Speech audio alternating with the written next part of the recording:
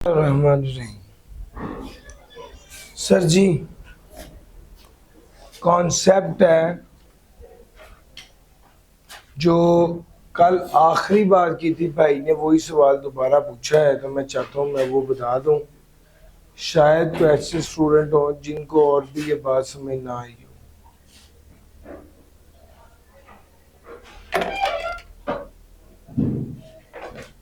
Sir जी, सवाल है double deduction और डबल डेरिवेशन।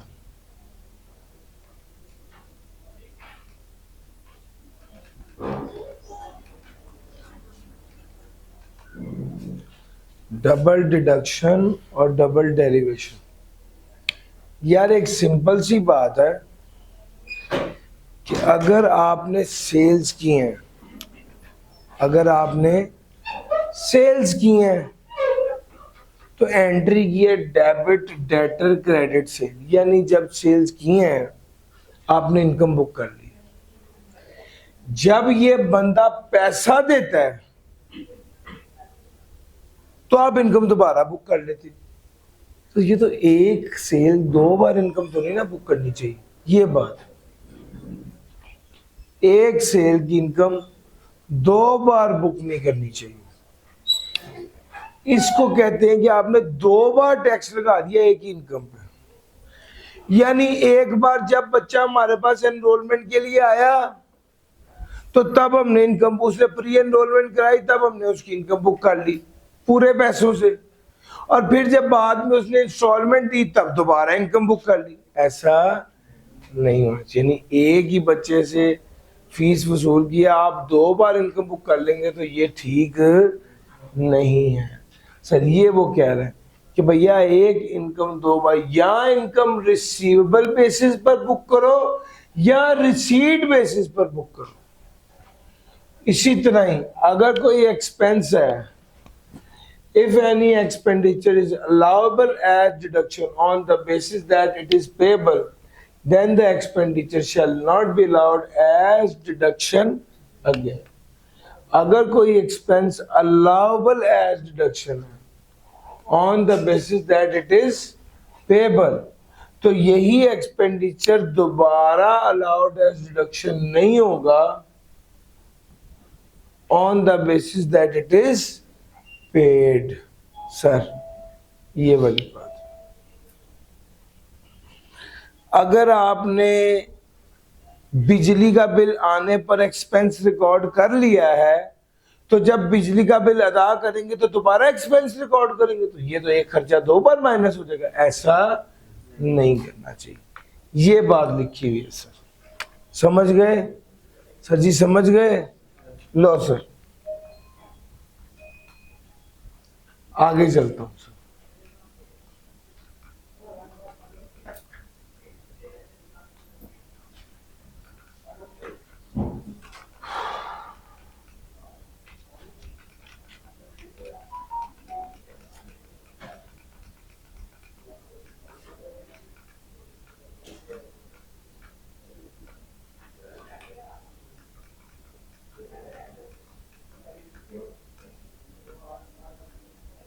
अब अगली जो बात मैंने करनी है वो करनी है आज टैक्स रिजीम्स की। टैक्स रिजीम्स,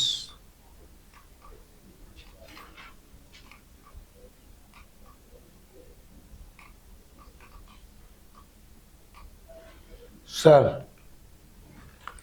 आओ मेरे साथ।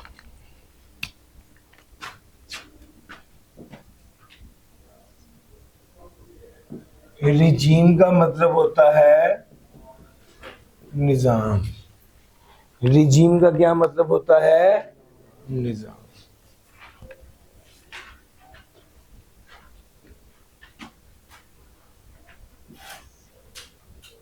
रिजीम का मतलब होता है निजाम। अब जब हम टैक्स रिजीम की बात करते हैं तो हम कहते हैं कि रिजीम है टैक्स को लागू करने का निजाम है तीन तरह का। एक को कहते हैं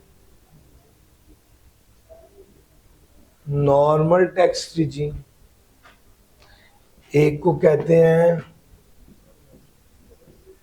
फाइनल टैक्स रिजीम और एक को कहते हैं minimum tax regime. Normal tax regime, final tax regime और मिनिमम टैक्स रिजीम। अभी तक जो हमने पढ़ा हेड्स ऑफ इनकम होते हैं, टोटल इनकम होती है, डिडक्टेबल अलाउंस लेस होता है, टैक्सेबल इनकम होती है, रेट अप्लाई करते हैं तो क्या निकलता है, रेट अप्लाई करते हैं तो टैक्स लायबिलिटी निकलती है। टैक्सेबल इनकम से टैक्स लायबिलिटी को क्या करेंगे, टैक्सेबल इनकम से टैक्स लायबिलिटी निकालेंगे। इसमें क्या करेंगे, टैक्स क्रेडिट को लेस करेंगे तो क्या आ जाएगा, टैक्स पेबल आ जाएगा। सर ये तरीका आपको सिखाया, ये आज तक जो सिखाया ये सारा नॉर्मल टैक्स रिजीम। इसके बाद हम आगे चलते हैं फाइनल टैक्स रिजीम की तरफ। फाइनल टैक्स रिजीम एक ऐसा, ये असल में हमारा आज का मेन टॉपिक है। फाइनल टैक्स रिजीम क्या है सर, ये एक निजाम है जिसके तहत टैक्स लागू किया जाता है। ये एक निजाम है जिसके तहत टैक्स लागू किया जाता है। सर इस निजाम को कहते हैं फाइनल टैक्स रिजीम, इसको कहते हैं final tax regime. Final tax regime की अगर बात की जाए तो उसकी कुछ खसूसियात, सबसे पहले टैक्स कट कर मिलेगा। जिस इनकम पर एफटीआर के तहत टैक्स लगता है उसे एफटीआर इनकम कहते हैं, और एफटीआर इनकम पे टैक्स हमेशा कट के मिलता है। एफटीआर इनकम पर टैक्स कट के मिलेगा। पहली बार ये एफटीआर इनकम टोटल इनकम में शामिल होगी मगर टैक्सेबल इनकम में शामिल नहीं होगी। एफटीआर इनकम टोटल इनकम में शामिल होगी मगर टैक्सेबल इनकम में शामिल।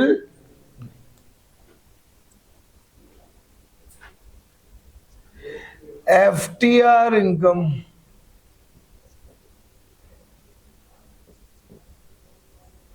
में से कोई खर्चा लेस नहीं होगा। सर आप इनकम में से एक्सपेंस लेस करते हो फिर उसको हेड ऑफ इनकम के सामने देते हो, पढ़ाया था। एफटीआर इनकम में से कोई खर्चा लेस नहीं होगा। फिर अगला कानून सुनो,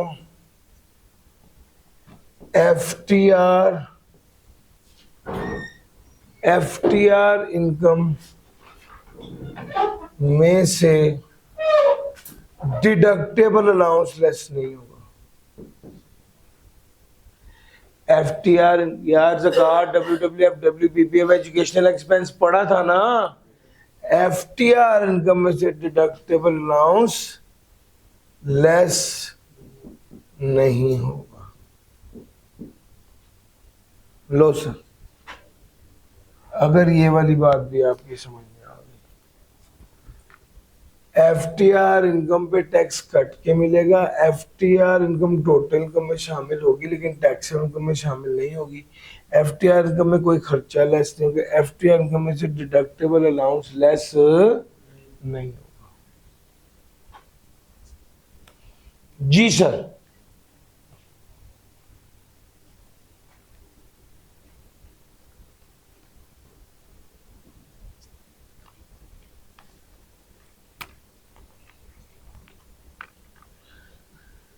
अब जरा अगली बात सुन लें। जो टैक्स कट गया वो फाइनल टैक्स, जो टैक्स कट गया एफटीआर इनकम के तहत जो टैक्स लगना है, फाइनल टैक्स रिजीम के तहत जिस इनकम पे टैक्स लगना है, जब टैक्स कट जाता है तो वो फाइनल टैक्स होता है, यानी मजीद इनकम टैक्स नहीं लगेगा।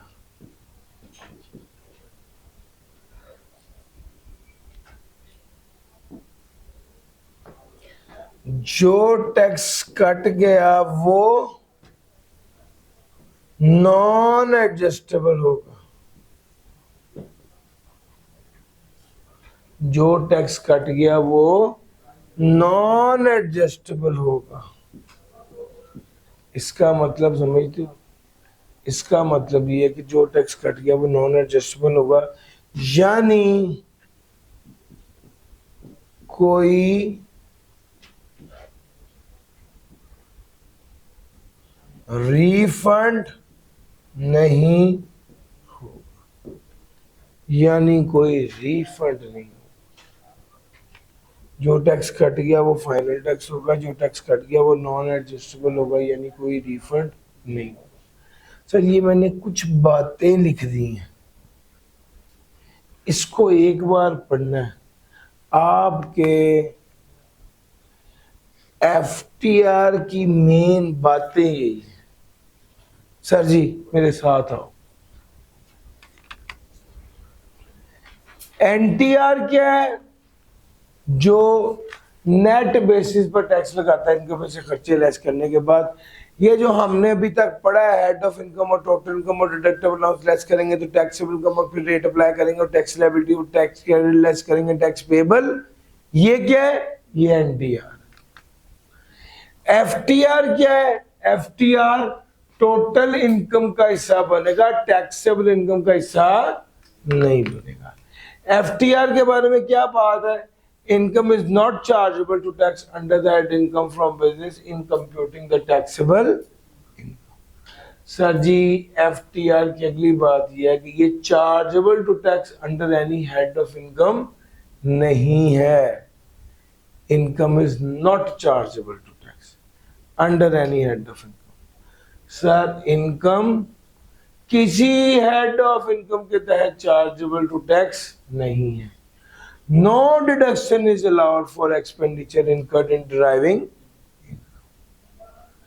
कोई भी डिडक्शन अलाउ नहीं, कोई भी डिडक्शन अलाउ नहीं है for expenditure incurred in driving, यानी इनकम में से कोई खर्चा माइनस नहीं होगा। तीसरी बात क्या है? जो अमाउंट ऑफ इनकम है उसमें से डिडक्टेबल अलाउंस लेस नहीं होगा, कोई लॉस एडजस्ट नहीं होगा। डिडक्टेबल अलाउंस लेस नहीं होगा, कोई लॉस एडजस्ट नहीं होगा। जो टैक्स कट गया, the tax deducted is not reduced by any tax credit. जो टैक्स कट गया उसके वाले से कोई टैक्स क्रेडिट नहीं मिलेगा। जो टैक्स कट गया उसके हवाले से कोई टैक्स क्रेडिट नहीं मिलेगा। Income subject to final tax are those which are subject to collection or deduction of tax at source, and the tax so collected or deducted at source is treated as final tax. Sir वो अगली बात ये कर रहे, जो tax cut गया वो final tax होगा, यानी उस पर कोई मजीद इनकम टैक्स नहीं लगेगा। जो टैक्स कट गया वो नॉन एडजस्टेबल होगा, यानी कोई रिफंड नहीं मिलेगा। एक अगली बात है वो भी सुन लो। वो कहते हैं अगर एफटीआर इनकम में हमेशा टैक्स कट के मिलेगा, लेकिन अगर कोई इनकम है और उस पर टैक्स कटा है तो जरूरी नहीं है वो एफटीआर है, वो एनटीआर भी हो सकती है। एफटीआर इनकम पे टैक्स कट के मिलेगा, लेकिन अगर किसी इनकम पे टैक्स कटा है तो आपने फौरन ये नहीं समझ लेना कि वो एफटीआर है, वो एनटीआर भी हो सकती है। अगर वो एफटीआर होगा तो फाइनल टैक्स होगा, अगर एनटीआर होगा तो वो नॉन एडजस्टेबल नहीं होगा बल्कि एडजस्टेबल टैक्स होगा। अगर एनटीआर के तहत टैक्स कटा है तो वो एडजस्टेबल टैक्स होगा और वो किसी ना किसी हेड में फॉल कर रहा होगा। सैलरी, प्रॉपर्टी, बिजनेस कैपिटल के अदर सोर्स किसी हेड में फॉल कर रहा होगा और ये एडजस्टेबल होगा। जब नॉन एडजस्टेबल होता है तो कोई रिफंड नहीं मिलता, लेकिन जब एडजस्टेबल होता है तो वो लायबिलिटी के साथ एडजस्ट हो जाता है। जब एडजस्टेबल हो जाता है तो लायबिलिटी के साथ एडजस्ट हो जाता है। एक एग्जांपल लीजिए, सैलरी पर टैक्स कट के मिलता है तो सैलरी पर जो टैक्स कटता है वो एफटीआर नहीं होता बल्कि एनटीआर होता है और ये एडजस्टेबल होता है, यानी एडजस्ट होता है। अच्छा, अब कुछ बच्चों के दिमाग में आ रहा होगा कि सर एडजस्टेबल का क्या मतलब है? एडजस्टेबल का मतलब होता है जब साल खत्म होगा तो देखा जाएगा टोटल लायबिलिटी कितनी बनी। लेट से वो बनी 1,20,000 और आपका टैक्स कटा कितना था? आपका कटा था 1,00,000 रुपए, तो बकाया कितना था कि 20,000 आपको जमा कराना होगा।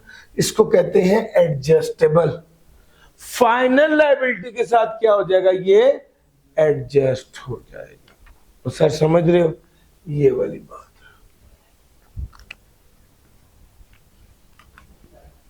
सर अब सवाल ये कि हमें कैसे पता चलेगा कौन सी इनकम एनटीआर है, कौन सी इनकम एफटीआर है? तो भैया एफटीआर में गिनती की आइटमें ही 6 हैं। Commission, brokerage, export, prize and winnings, dividend, Pakistan source royalty और फी फॉर टेक्निकल सर्विस। ये सिर्फ 6 चीजें क्या है? एफटीआर है। इसको आपने याद कर लेना। Commission, brokerage, export, prize and winning, dividend, Pakistan source royalty of non resident और fee for technical service of non resident. हाँ जी, एफटीआर का सारा टॉपिक मैंने आपको कवर करा दिया। जल्दी से एक बार रीड करें फिर मैं आगे चलता हूं। एफटीआर के बाद एक निचोड़ आपके साथ डिस्कस करने लगा।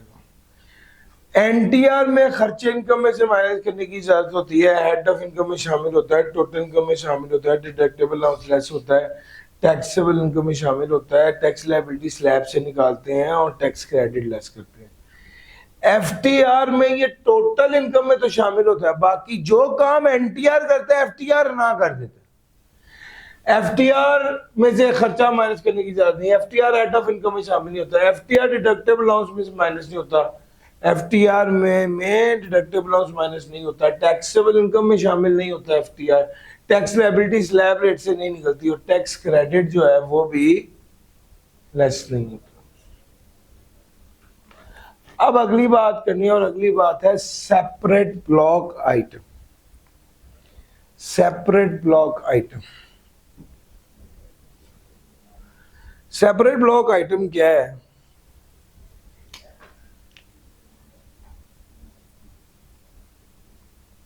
Expense allowed as deduction,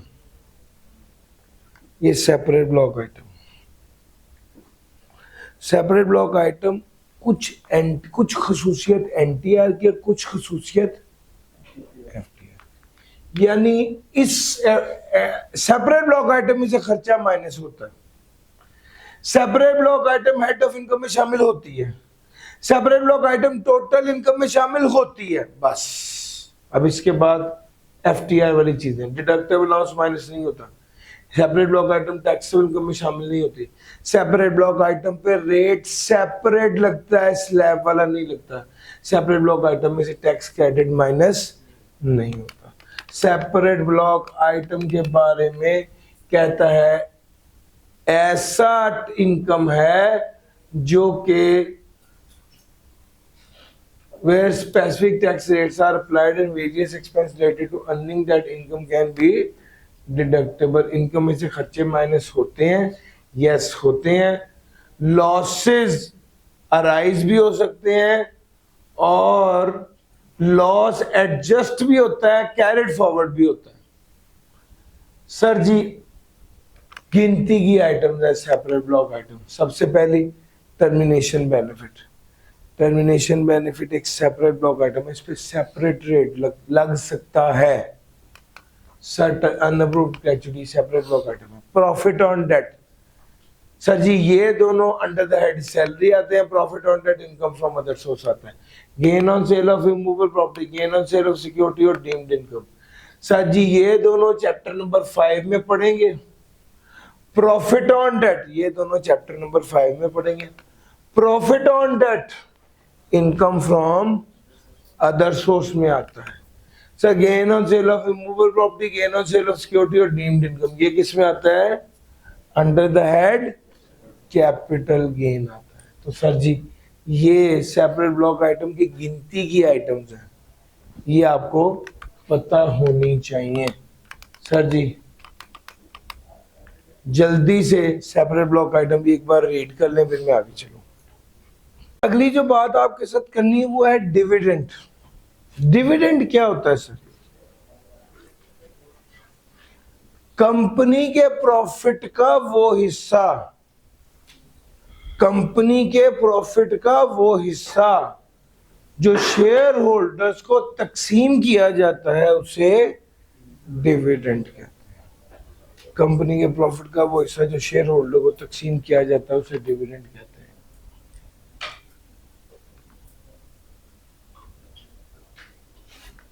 dividend किस फॉर्म में हो सकता है?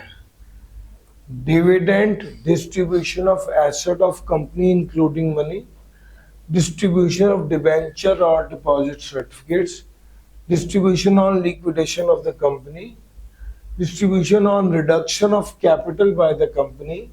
सर कंपनी अपने शेयर होल्डर को एसेट दे दे, कंपनी अपने शेयर होल्डर्स को डिबेंचर दे दे, कंपनी लिक्विडेशन के मौके पर कुछ दे दे, रिडक्शन ऑफ कैपिटल पर कुछ दे दे।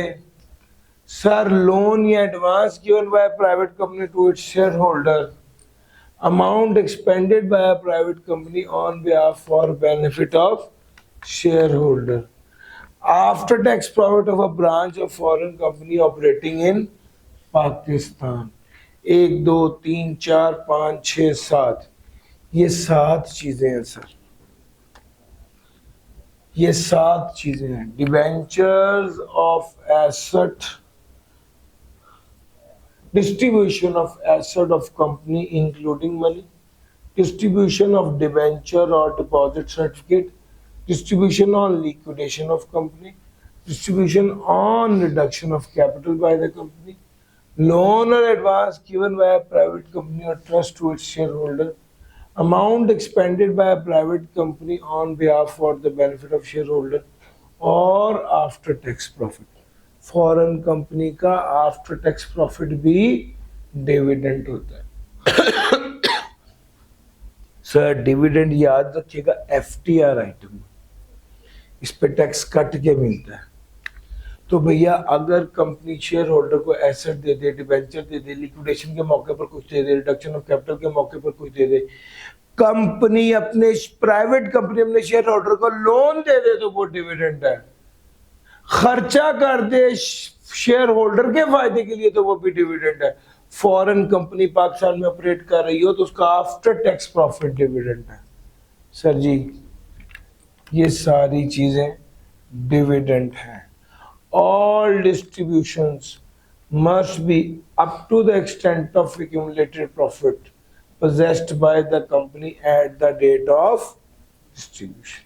सारी डिस्ट्रीब्यूशन जो है एक्यूमुलेटेड प्रॉफिट की हद तक जो भी तकसीम किया है वो डिविडेंड है शेयर होल्डर। सर समझ आ रहा है? तो ये सारी बातें हमने कर दी। भाईजान आपको बताता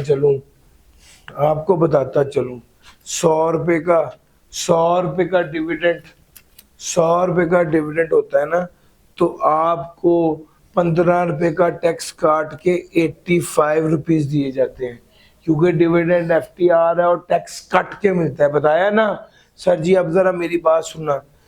फॉर एग्जाम्पल अली इमरान जो है वो क्या है? अली इमरान शेयर होल्डर है एसबीआई का, और एसबीआई एक कंपनी है। अली इमरान ने एसबीआई से लोन लिया 1 लाख का, इसको टैक्स वाले डिविडेंड रीड करेंगे।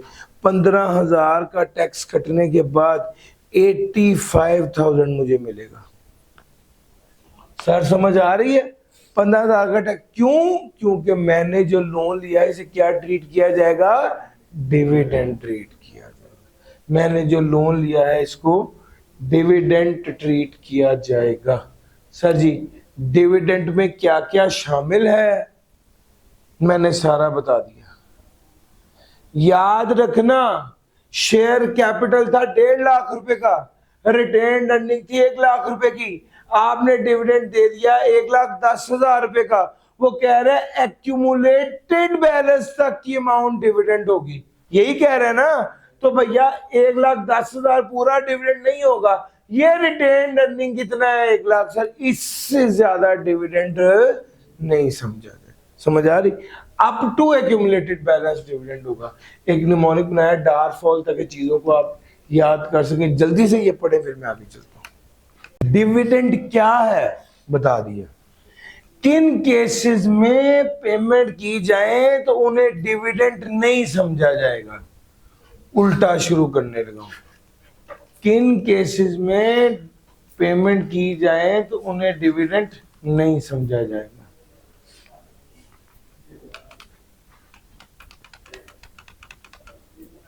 अच्छा जी, किन केसेस में पेमेंट की जाए तो उसे डिविडेंड नहीं समझा जाएगा? सर जी चौथा पॉइंट, पहले फॉरेन कंपनी का आफ्टर टैक्स प्रॉफिट डिविडेंड ये बताया, लेकिन अगर ये फॉरेन कंपनी पेट्रोलियम एक्सप्लोरेशन की कंपनी हो तो इसके आफ्टर टैक्स प्रॉफिट को डिविडेंड नहीं समझा जाएगा। ऊपर वाली बात। सब्सिक्वेंट डिविडेंड, अब मेरी बात आराम से सुनना। मैंने लिया था लोन कितना? 1 लाख रुपए का एसबीआई से। मैं शेयर होल्डर था, एसबीआई कंपनी थी, शेयर होल्डर कंपनी से लोन लेगा तो उसे क्या समझा जाएगा? डिविडेंड। मैंने लोन ले लिया, बाद में सच्ची मुच्ची का डिविडेंड मिल गया। ये तो लोन को डिविडेंड ट्रीट किया था ना, बाद में क्या हुआ? सच्ची मुच्ची का डिविडेंड मिल गया। वो कहते अगर सच्ची मुच्ची का डिविडेंड मिला है तो फिर उसे डिविडेंड नहीं समझेंगे, क्योंकि पहले लोन को डिविडेंड ट्रीट कर लिया गया है। अब एग्जांपल और लो। सर मैंने लोन लिया था 1 लाख का, क्या ट्रीट किया गया? डिविडेंड। बाद में मिल गया सच्ची मुच्ची का डिविडेंड, इस 50,000 के डिविडेंड को डिविडेंड ट्रीट नहीं करेंगे। आगे सुनो, बाद में मिल गया सच्ची मुच्ची का डिविडेंड 1 लाख, इसको डिविडेंड ट्रीट नहीं समझा जाएगा। बाद में मिल गया सच्ची मुच्ची का डिविडेंड 1.5 लाख, तो जिस हद तक लोन था उस हद तक की अमाउंट को डिविडेंड नहीं समझा जाएगा, उससे ऊपर वाली अमाउंट को तो डिविडेंड समझा जाएगा। सर असल में 1 लाख के ऊपर उसने पहले डिविडेंड के बराबर टैक्स काट लिया था ना, तो जब सचमुच का डिविडेंड मिला तो फिर टैक्स नहीं कटेगा। लेकिन जब एक्चुअल डिविडेंड 1.5 लाख का हो गया तो इसका मतलब क्या हुआ कि जो इजाफी अमाउंट है फिर उसको डिविडेंड समझेंगे, वो अप टू द लोन तक की अमाउंट को डिविडेंड नहीं समझेंगे। सर जी अगर प्राइवेट कंपनी का काम ही लोगों को लोन देना है और उसने शेयर होल्डर को भी लोन दिया तो उसने क्या गुनाह किया? पॉइंट समझ आ रहा है? इस केस में उसको डिविडेंड नहीं समझा जाएगा। अगर प्राइवेट कंपनी का काम ही लैंडिंग बिजनेस है और वो अपने लोगों को भी लोन दे दे तो उसे डिविडेंड, अपने शेयरों को भी लोन दे दे तो उसको डिविडेंड नहीं समझा जाएगा। सर जी 3 बातें हो गई, चौथी बात सुनने, चौथी बात ज्यादा सीरियस है, सुनना जरा। चौथी बात समझाने के लिए मैंने ये स्लाइड खोली है। सबसे पहले आपको पता होना चाहिए सरप्लस एसेट क्या होते हैं।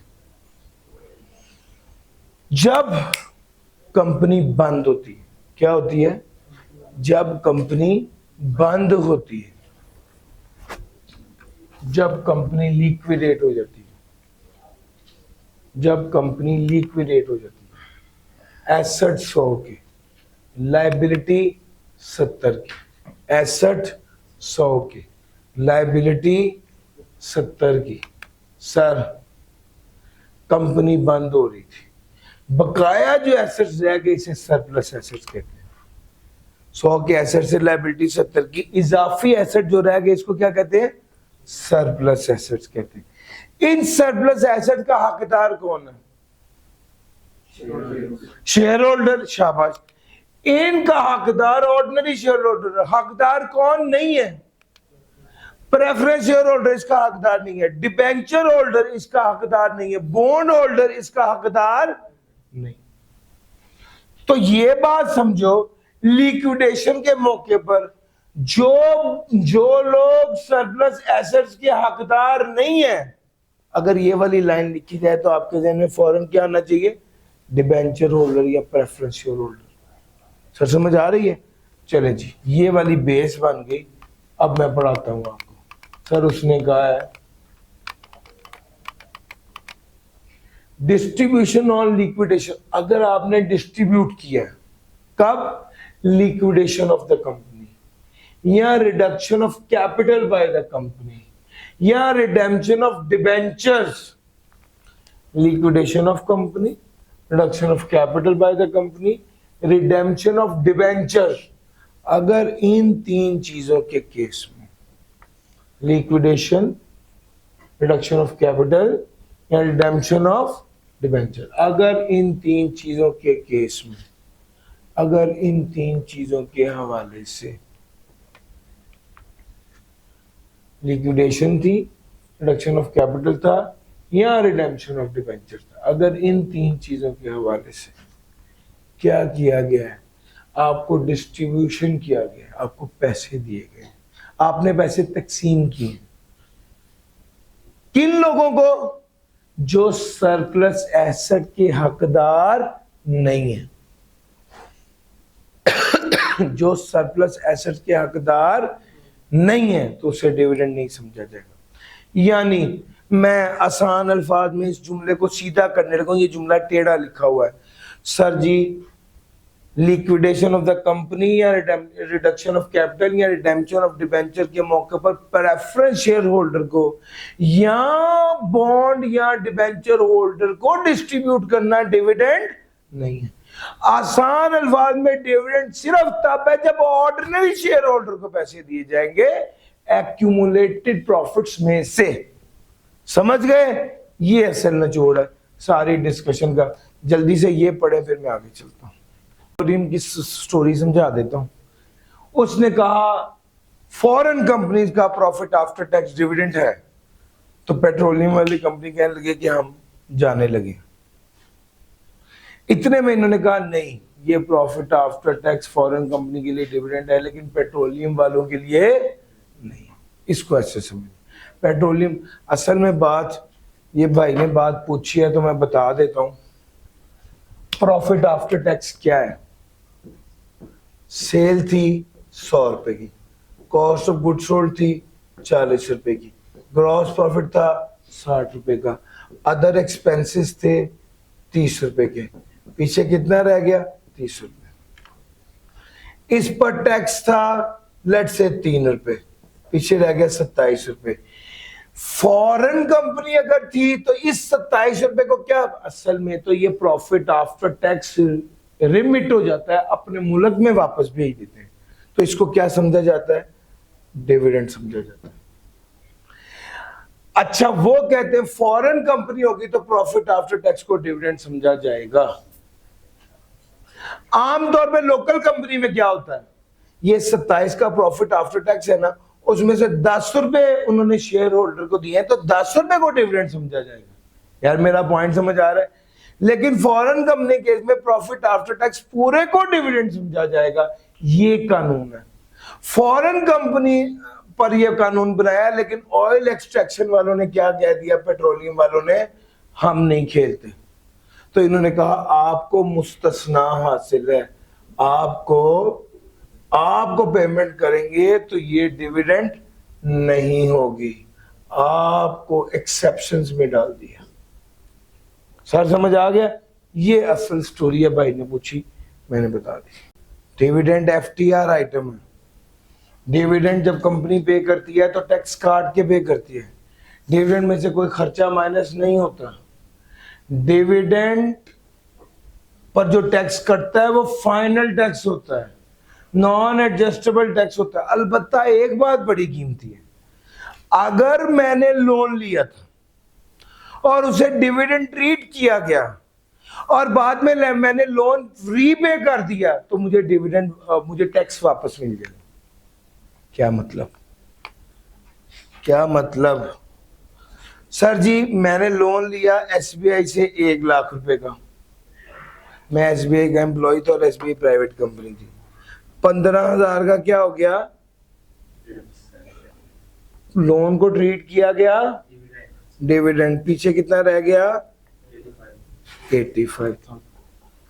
अब मेरी बात समझना, ये 85,000 पीछे रह गया, मुझे ये मिला। अच्छा, जब मैंने ये लोन रीपे करना है तो मुझे कितने पैसे वापस करने होंगे? 1 लाख पूरा। तो 15,000 कहां से मिलेगा? वो कहते हैं ये वाला 15,000 जो टैक्स वालों को दिया था ये क्या हो जाएगा? ये रिफंड हो जाएगा। क्यों? अब अगला सवाल ये कि सर आपने तो कहा था एफटीआर आइटम है, एफटीआर आइटम पे रिफंड नहीं होता, जो टैक्स कटता है वो फाइनल टैक्स होता है, ये रिफंड कैसे हो गया? तो भैया ये सचमुच का डिविडेंड नहीं है बल्कि ये ट्रीटेड एज डिविडेंड था, इसलिए इसका रिफंड अलाउ होता है। समझ गए सर जी? डिविडेंड की ये बात थी, यहां पर पढ़ ली, जल्दी से एक बार रीड कर लीजिए। प्रॉफिट्स की एक्यूमुलेटेड प्रॉफिट की डेफिनेशन हमने याद नहीं करनी, बस एक बार रीड कर लीजिएगा। इसमें सिर्फ एक बात काम की है, जिस दिन आप डिविडेंड दे रहे हैं उस दिन का एक्यूमुलेटेड प्रॉफिट देखा जाएगा, उस दिन का बैलेंस देखा जाएगा, ना कि ओपनिंग बैलेंस या ईयर एंड का बैलेंस। एक्यूमुलेटेड प्रॉफिट भी जिस दिन डिविडेंड दे रहे हैं उस दिन का एक्यूमुलेटेड बैलेंस देखा जाएगा। सर समझ आ रही है? क्योंकि हमने कहा ना up to accumulated balance dividend consider करना है, तो ये बात कर रहा है। सर डिविडेंड की सारी बात तो मैंने आपके साथ कर ली, अब अगली बात आपके साथ करनी है, वो है fee for technical service. Sir ji fee for technical service क्या है? कोई भी मैनेजेरियल, टेक्निकल या कंसल्टेंसी सर्विसेज प्रोवाइड की जाए उसे फी फॉर टेक्निकल सर्विस कहते हैं। कौन से? मैनेजेरियल, टेक्निकल या कंसल्टेंसी सर्विस। मैं स्टोरी सुना ही देता हूं। सर जी मैंने एक एम्ब्रॉयडरी का बिजनेस किया था और मैंने मशीन इंपोर्ट की थी चाइना से। उस मशीन में कोई खराबी आ गई तो एक बंदे को बुलाया था चाइना से, जो उस बंदे ने आकर उस मशीन को सेट किया। मैंने जो पैसे उसको दिए थे वो फी फॉर टेक्निकल सर्विस थी। वो बंदा चाइना से आया था, वो नॉन रेजिडेंट था, उसको नॉन रेजिडेंट की फी फॉर टेक्निकल सर्विस एफटीआर होती है, तो 15% टैक्स काट के पेमेंट की थी। सर समझ आ रही है? स्टोरी काफी लंबी है, मैंने वक्त की मुनासबत से इसको कंसाइज करके टू द पॉइंट आपको बात बता दी। सर यही वाला बंदा अगर पाकिस्तान में अपना कारोबार शुरू कर ले, अपना दफ्तर ही बना ले, तो फिर जो पैसे वो लेगा वो फी फॉर टेक्निकल सर्विस एफटीआर में नहीं जाएगा, बल्कि वो इनकम फ्रॉम बिजनेस के ऐड में जाएगा। और अगर यही बंदा नौकरी कर ले मेरे पास तो फिर भी वो फी फॉर टेक्निकल सर्विस में नहीं आएगा, बल्कि सैलरी में आ जाएगा। सर समझ गए? ये टोटल डिस्कशन है। तो एनी कोई भी कंसिडरेशन, चाहे वो पीरियोडिक या लमसम हो, for the rendering of any managerial, technical या consultancy services including the services of technical और other personal, but does not include, क्या शामिल नहीं है? Consideration for services rendered in relation to construction, assembly और like project, consideration which would be income of recipient chargeable under the head salary. Sir ji ये fee for technical service आएगा। Consideration for which consideration for services rendered in relation to a construction, assembly or like project undertaken by the recipient. Consideration, अगर assembly और construction का काम है तो वो फी for technical service नहीं होगा। अगर वो बंदा नौकरी कर रहा है तो वो भी फी फॉर टेक्निकल सर्विस नहीं होगा। और इस पे टैक्स की बात करें तो ये एफटीआर है, 15% के हिसाब से टैक्स लगेगा। हाँ, अगर फी फॉर टेक्निकल सर्विस वो बंदा दे रहा है, परमानेंट एस्टेब्लिशमेंट बना लिया उसने, पाकिस्तान में दफ्तर बना लिया है, तो वो फिर फी फॉर टेक्निकल सर्विस एफटीआर नहीं होगा बल्कि एनटीआर होगा और इनकम फ्रॉम बिजनेस के एड में टैक्स होगा। फी फॉर टेक्निकल सर्विस जो एग्जेम्प्ट हो वो भी जाहिर बात है एफटीआर तो नहीं होगी। जब फी फॉर टेक्निकल सर्विस देने के लिए उस नॉन रेजिडेंट पर्सन ने दफ्तर बना लिया है तो इस केस में वो एफटीआर नहीं होगा बल्कि एनटीआर होगा और इनकम फ्रॉम बिजनेस में होगा। उसने परमानेंट एस्टेब्लिशमेंट बना लिया। मैंने आपको ये बात पहले पढ़ाई है कि परमानेंट एस्टेब्लिशमेंट क्या है। अच्छा, जब अगली बात आ गई रॉयल्टी, और रॉयल्टी के हवाले से वो ये कहता है कि भाई रॉयल्टी जो है वो क्या है। रॉयल्टी बुनियादी तौर पे वो बेनिफिट है जो आप लेते हैं किसके अगेंस्ट, पेटेंट, इन्वेंशन, डिजाइन या मॉडल को यूज करने की इजाजत देने के अगेंस्ट, या लिटरेरी, आर्टिस्टिक, साइंटिफिक वर्क जो आपने किया है उसको इस्तेमाल करने के अगेंस्ट। सर जी मैंने किताब बनाई हुई है सर, ये टैक्स की किताब है, ये पब्लिशर को दिए, पब्लिशर पब्लिश करता है, मुझे रॉयल्टी मिलती है सर। मैंने ये वीडियो रिकॉर्ड करा रहा हूं, ये इदारा बेचेगा, मुझे रॉयल्टी मिलेगी। यार मेरा पॉइंट समझा रहा है, ये रॉयल्टी है। केएफसी वाले को एक बंदे ने रेसिपी बना के दिया है, केएफसी वाले रेसिपी बेच के उसको हिस्सा देते हैं।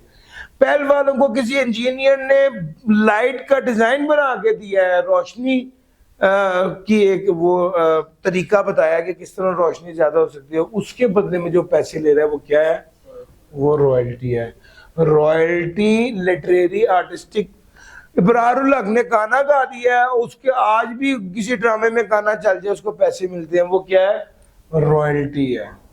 लिटरेरी, आर्टिस्टिक, साइंटिफिक वर्क के अगेंस्ट जो पैसे मिले, विजुअल इमेज या साउंड के अगेंस्ट जो पैसे मिले, सर टेक्निकल, इंडस्ट्रियल, कमर्शियल या साइंटिफिक नॉलेज के अगेंस्ट जो पैसे मिले। सर जी आपने एक तो वीडियो लेक्चर मैंने रिकॉर्ड कराया, दूसरे नंबर पे मैंने हेल्प भी की कि किस कैमरे से रिकॉर्ड किए जाए, फिर उसके बाद एडिटिंग किस सॉफ्टवेयर से की जाए, फिर अपलोड कहां पर किया जाए, फिर स्ट्रीमिंग कहां से करवाई जाए, ये सारी चीजें भी मैंने की हैं। ये एंसिलरी वर्क था, सपोर्टिव वर्क था। इसके बदले जो पैसे लिए हैं वो भी किस में जाएगा, वो भी रॉयल्टी में चला जाएगा। सर जी मैंने किताब तो दी है पीडीएफ में, ये भी बताया कागज कहां से लेना है, ये भी बताया गत्ता कहां से लेना है, ये भी बताया प्रिंटिंग कहां से करानी है, ये भी बताया बाइंडिंग कहां से करानी है। सर ये जो सारी चीजें मैंने बताई हैं इसके बदले जो पैसे लिए हैं वो भी क्या है, वो भी रॉयल्टी है। रॉयल्टी, मैंने एक तरफ तो हर किताब के बदले मुझे पैसे मिले थे, मैंने पूरी किताब बना के 10 लाख की बेच दी। अब वो चाहे 100 कॉपियां बनाए, 1000 बनाए, मेरी सर दर्द नहीं है। सर ये भी क्या है, ये भी रॉयल्टी है। Pakistan source royalty and fee for technical service received by non resident person is subject to fine. अब रॉयल्टी के बारे में भी यही सारी बात है, एफटीआर के हिसाब से 15% टैक्स। रॉयल्टी अगर परमानेंट एस्टेब्लिशमेंट को मिल रही है, नॉन रेजिडेंट की परमानेंट एस्टेब्लिशमेंट को मिल रही है, तो इस पर एफटीआर अप्लाई नहीं होगा। रॉयल्टी अगर एग्जेम्प्ट है तो उस पर भी जाहिर बात एफटीआर अप्लाई नहीं होगा। सर रॉयल्टी और फी फॉर टेक्निकल सर्विस के बारे में टैक्सेबिलिटी अगर इसकी देखने की बात करें तो वो कहता है जी अगर बंदा रेजिडेंट है, रॉयल्टी और fee for technical service NTR के तौर पे टैक्स होगी under that income from other source या बिजनेस। और अगर वो बंदा नॉन रेजिडेंट है जिसको रॉयल्टी मिल रही है तो देखेंगे परमानेंट एस्टेब्लिशमेंट बनाई हुई है, अगर परमानेंट एस्टेब्लिशमेंट बनाई होगी तो एनटीआर के तौर पे इनकम फ्रॉम बिजनेस के हेड में टैक्स होगा। और अगर वो बंदा नॉन रेजिडेंट और परमानेंट एस्टेब्लिशमेंट भी नहीं है तो FTR होगा और 15% के हिसाब से टैक्स कट के मिलेगा। सर ये टैक्सेबिलिटी। अगर एनटीआर है तो इनकम फ्रॉम बिजनेस और इन दोनों में से किसी एक में जाएगी तो दोनों में? सर जाहिर बात है कि उसका मेन कारोबार है तो बिजनेस में जाएगी, अगर मेन बिजनेस नहीं है तो अदर सोर्स में जाएगी। ले सर मिनिमम टैक्स रिजीम वाले एरिया पे लिख लीजिए chapter number 7 after chapter number 7 and 8, यानी इनकम फ्रॉम बिजनेस के बाद करवाया जाएगा। यहां पर मैं अपनी आज की बात खत्म कर रहा हूं। चैप्टर मैंने मुकम्मल करा दिया है, एक चीज रह गई छोटी सी, वो कल ही करवाऊंगा। ये रह गया पोर्शनमेंट का रूल्स, ये मैं कल करवाऊंगा और उसके साथ ही चैप्टर नंबर 5 शुरू करवा दूंगा। आज के लिए इतना ही था। थैंक यू जी, अस्सलाम वालेकुम।